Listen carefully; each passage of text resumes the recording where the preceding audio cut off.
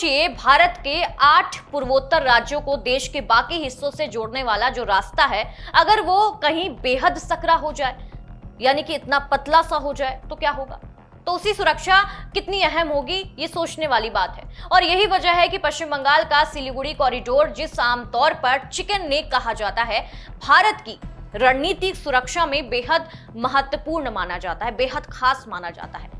अब जब केंद्रीय गृह मंत्री अमित शाह सिलीगुड़ी के दौरे पर हैं, तो इस पूरे इलाके पर देश की ही नहीं बल्कि पड़ोसी देशों का भी नजरें टिकना स्वाभाविक है। सिलीगुड़ी कॉरिडोर करीब 60 किलोमीटर लंबा, अपने सबसे सकरे हिस्से में लगभग 22 किलोमीटर चौड़ा इलाका है और यही सकरा भूभाग भारत के पूर्वोत्तर राज्यों को देश के बाकी हिस्सों से सड़क और रेल नेटवर्क के जरिए जोड़ता है। इसके एक तरफ नेपाल, दूसरी तरफ भूटान और दक्षिण में बांग्लादेश की सीमा है, जबकि उत्तर की दिशा में तिब्बत का क्षेत्र आता है। यानी भौगोलिक रूप से देखें तो ये इलाका कई संवेदनशील अंतर्राष्ट्रीय सीमाओं के बेहद करीब है और यही वजह है कि सिर्फ एक सड़क या रेल कॉरिडोर के तौर पर नहीं देखा जा सकता। ये पूर्वोत्तर भारत के लिए एक लाइफलाइन है। असम से लेकर अरुणाचल प्रदेश, सिक्किम, मेघालय, मणिपुर, मिजोरम, त्रिपुरा और नागालैंड तक इसका पूरे पूर्वोत्तर की जो कनेक्टिविटी के लिए ये एक गलियारा बेहद अहम माना जाता है। ये इतना सा रास्ता है, लेकिन ये अहम बहुत माना जाता है। अब ऐसे में समय में अमित शाह का सिलीगुड़ी पहुंचना अपने आप में एक महत्वपूर्ण हो जाता है, क्योंकि गृह मंत्री अपने दौरे के दौरान सशस्त्र सीमा बल यानी कि एसएसबी के फ्रंटियर मुख्यालय जाएंगे और यहां सीमा सुरक्षा से जुड़े कई परियोजनाओं का उद्घाटन और नई परियोजनाओं की आधारशिला रखी जा सकती है। इसके साथ ही अमित शाह सीमा पर तैनात जवानों से मुलाकात करेंगे और उनकी ऑपरेशनल तैयारियों तथा बॉर्डर मैनेजमेंट से जुड़ी जो चुनौतियां हैं उसकी जानकारी भी लेंगे। यहाँ एसएसबी की भूमिका भी समझना बेहद जरूरी है। देखिए, एसएसबी भारत नेपाल की करीब 1751 किलोमीटर लंबी और भारत भूटान की करीब 699 किलोमीटर लंबी सीमा की सुरक्षा करता है। इन सीमाओं की खासियत यह है कि ये कई हिस्सों में लोगों की आवाजाही अपेक्षाकृत खुली रहती है, इसलिए सीमा सुरक्षा की चुनौती सिर्फ घुसपैठ रोकने तक सीमित नहीं है। तस्करी, अवैध गतिविधियां, संदिग्ध आवाजाही, सीमा पार नेटवर्क पर नजर रखना, ये सभी सुरक्षा एजेंसियों की जिम्मेदारी होती है। और अब बॉर्डर सिक्योरिटी का जो तरीका है वो तेजी से बदल रहा है। पहले सीमा पर सुरक्षा का मतलब मुख्य रूप से जवानों की तैनाती, पेट्रोलिंग हुआ करती थी, लेकिन अब इसमें ड्रोन, हाईटेक कैमरा, सेंसर, निगरानी सिस्टम, कम्युनिकेशन नेटवर्क और डेटा आधारित मॉनिटरिंग की भूमिका लगातार बढ़ रही है। अब ऐसे में सिलीगुड़ी जैसे रणनीतिक इलाके में आधुनिक तकनीकी और मजबूत इंफ्रास्ट्रक्चर तैयार करना बेहद महत्वपूर्ण हो जाता है।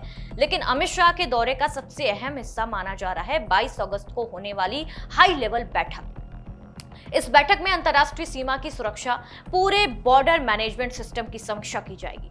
इसमें गृह मंत्रालय के वरिष्ठ अधिकारी के साथ सुरक्षा एजेंसियां, पश्चिम बंगाल सरकार के अधिकारी भी शामिल होंगे और बैठक में सिर्फ ये नहीं देखा जाएगा कि सीमा पर कितने जवान तैनात हैं, बल्कि ये भी देखा जाएगा कि अलग अलग सुरक्षा एजेंसियों के बीच रियल टाइम कोऑर्डिनेशन कितना मजबूत है।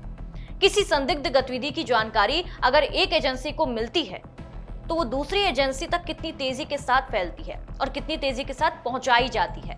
बॉर्डर इंफ्रास्ट्रक्चर कितना मजबूत है, किसी आपात स्थिति में पूर्वोत्तर की जो कनेक्टिविटी है वो कैसी है, कितनी सुरक्षित है, ये सभी मुद्दे बेहद अहम हो सकते हैं। और इस पूरे इलाके की संवेदनशीलता इसलिए भी बढ़ जाती है क्योंकि पश्चिम बंगाल की बांग्लादेश के साथ लंबी अंतर्राष्ट्रीय सीमा है, जबकि राज्य का जो उत्तरी हिस्सा नेपाल, भूटान के बेहद करीब है।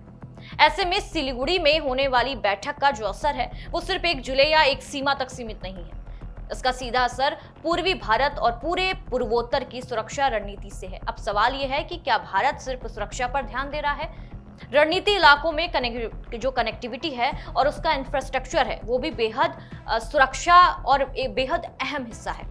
सड़क, रेल, पुल, कम्युनिकेशन नेटवर्क, लॉजिस्टिक्स जितने भी मजबूत होंगे और किसी भी आपात स्थिति में सेना और सुरक्षा बलों की आवाजाही उतनी ही तेजी के साथ हो, इसकी भी बात सामने आ रही है। अमित शाह के दौरे में सीमा सुरक्षा के अलावा 3 नए आपराधिक कानूनों, भारतीय न्याय संहिता यानी कि BNS, भारतीय नागरिक सुरक्षा संहिता यानी कि BNSS और भारतीय साक्ष्य अधिनियम यानी कि BSA पर आधारित एक प्रदर्शनकारी और उद्घाटन भी उसका किया जा सकता है। और ये कानून 1 जुलाई 2026 से लागू हुए और पुराने आपराधिक कानूनों की जगह लेकर आए हैं। इसके जरिए लोगों को इन कानूनों के प्रमुख प्रावधानों की जानकारी देने की कोशिश की जाएगी। लेकिन इस दौरे का सबसे बड़ा संदेश शायद चिकन नेक की सुरक्षा, पूर्वोत्तर की कनेक्टिविटी से जुड़ा बताया जा रहा है, क्योंकि भारत के नक्शे पर यह हिस्सा भले ही छोटा दिखाई देता हो, लेकिन रणनीतिक महत्व के लिहाज से इसकी भूमिका बहुत बड़ी और बेहद अहम है। अब देखना होगा कि गृह मंत्री अमित शाह वहां पहुंचे हैं,